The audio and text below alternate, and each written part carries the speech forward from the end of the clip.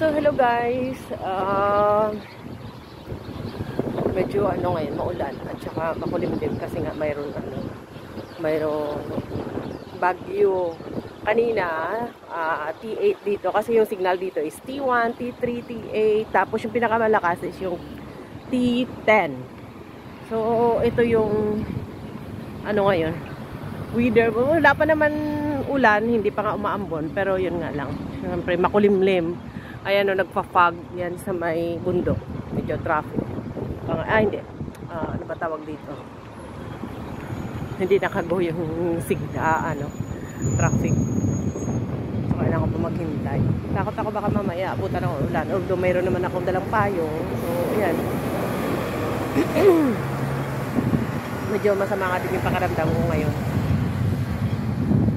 Inuubo ako siguro. Kasi medyo minsan malamig, tapos minsan mainit. Na rin, pa-winter na rin dito sa Hong Kong. Kaya, ayun. May mga daming mga building na ginagawa dito ngayon. Yung tagal mag-go. So, ayan. So, pupunta akong market ngayon kasi kailangan ko bumili ng pagkain. Although may pagkain kami para mamaya, ay yung para bukas. Kasi sabi ni boss ko, kailangan ko mamalengkin ngayon kasi may pasok daw siya bukas. So hindi ako basta-basta napupunta ng palengke everyday. Or sa supermarket pwede. Pero yung fresh na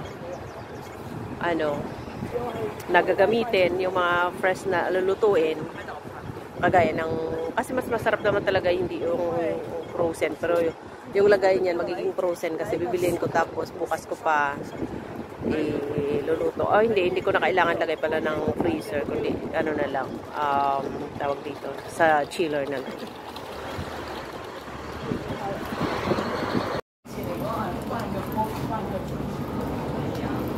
So natakot ako guys, baka maabutan ako ng ulan mamaya kasi grabe talaga.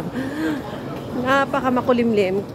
Pero bumaba na siya kanina nung umaga, mga oras yun? Yan? 8 o'clock?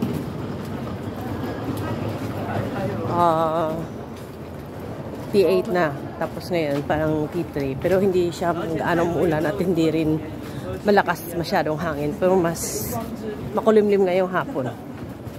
Na bumaba na yung signal.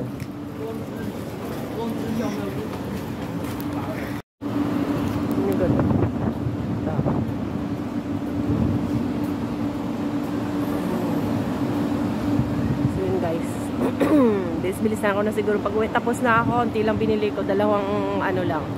Para lang bukas. Tapos may gulay pa naman ako doon. So, yan.